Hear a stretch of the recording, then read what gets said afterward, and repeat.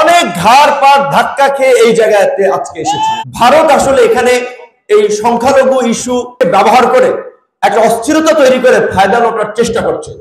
5ই August পরিবর্তিত পরিস্থিতিতে আমাদের জন্য একটা সুযোগ এসেছে, কিন্তু আবার নিশ্চয়ই আপনারা লক্ষ্য করছেন দেশের মধ্যে নানান ধরনের অস্থিরতা, যেটা শিবলু ভাই একটু ইঙ্গিত দিয়েছিলেন যে মাইনরিটি নামে পতিত স্বৈরাচার দোসরদের নানান ধরনের তৎপরতা এবং সর্বশেষ চট্টগ্রামের আদালত প্রাঙ্গণে একজন মানুষকে হত্যা করা, এবং আপনারা দেখেছেন যে সাধারণ হিন্দু কমিউনিটির নেতারা এটির বিরুদ্ধে প্রতিবাদ জানিয়েছেন।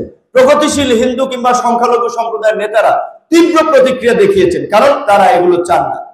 তো আমাদের দেশের যে হিন্দু, মুসলিম, বৌদ্ধ, খ্রিস্টান, অন্যান্য ধর্মের মানুষের মধ্যে যে একটা অসাধারণ সাম্প্রদায়িক সম্প্রীতি, সেটাকে বিনষ্ট করে একটা সাম্প্রদায়িক পরিস্থিতি সৃষ্টি করার জন্য নানান ধরনের তৎপরতা চালানো হচ্ছে। সেই ক্ষেত্রে আমাদেরকে সচেতন থাকতে হবে এবং সতর্ক থাকতে হবে। এইখানে যেন এই হিন্দু মুসলিম ইস্যুকে কেন্দ্র করে কোনো ধরনের সংঘাত কিংবা কোনো ধরনের উস্কানি না ঘটে।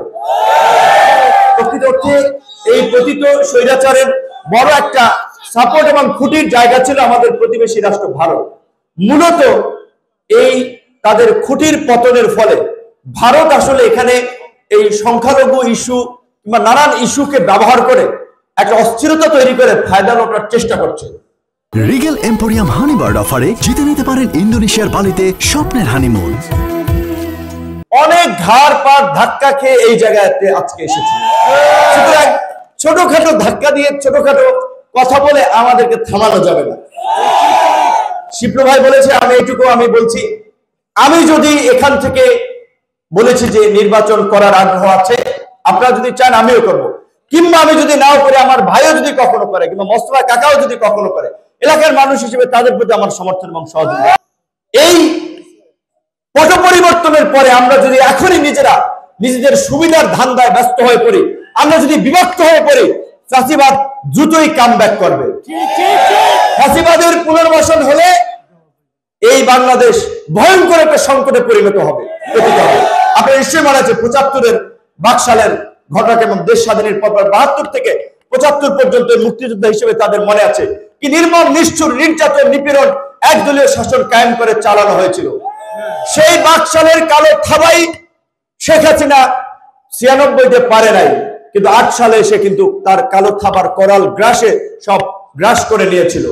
কাজী পরিষ্কার কথা আমরা জাতীয় পর্যায় থেকে বলছি, এই রকমের এই বাকশালী চিন্তার দল, ফ্যাসিস্ট রাজনৈতিক দল আওয়ামী লীগের আগামীর গণতান্ত্রিক বাংলাদেশের কোনো জায়গা হবে না। যারা আওয়ামী লীগ করেছে, সাধারণ আমাদের ভাই বন্ধুরা, স্বজনরা, তারা এলাকায় থাকবে, ব্যবসা করবে, বাণিজ্য করবে, তাদেরকে সহযোগিতা করবেন। কিন্তু যদি আওয়ামী লীগের নামে কোনো মিছিল মিটিং, আওয়ামী লীগের নামে কোনো কর্মকাণ্ড করার চেষ্টা করে, তাহলে সবাই মিলে রুখে দিতে হবে।